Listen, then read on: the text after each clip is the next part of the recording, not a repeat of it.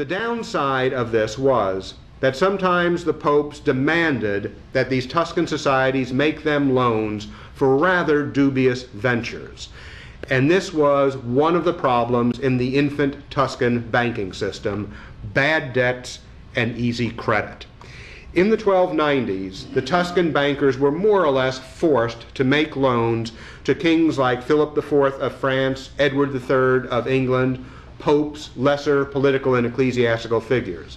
Some of the loans were so poorly secured that in 1295, the Buonsignore banking family collapsed. In the reign of Philip IV, Philip resorted to the old ancient Roman stratagem of paying back his debts.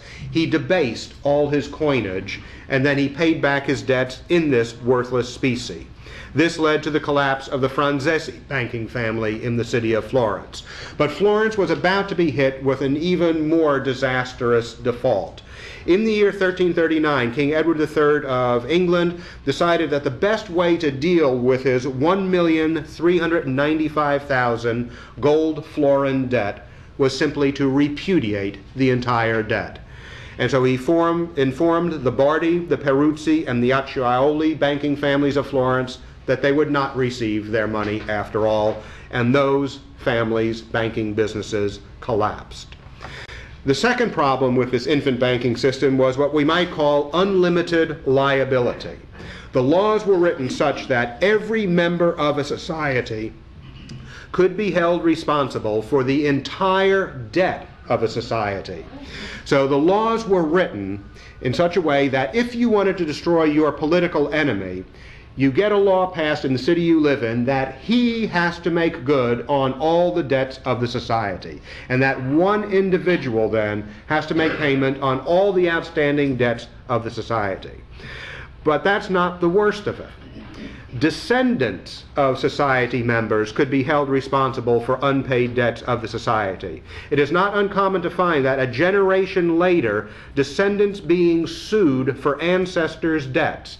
This is when the ancestors are dead, that the society no longer is even in existence. And there is one case in Siena where a society has been defunct for 35 years, and the assets of the heirs of the society are all seized by the government.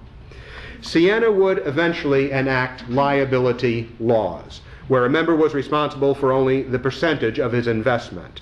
But the law was such that when the member died, his percentage was divided up amongst the remaining members. The third problem with the banking system was the interconnection of politics and finances. All the banks of one city could be held responsible for the actions of one bank.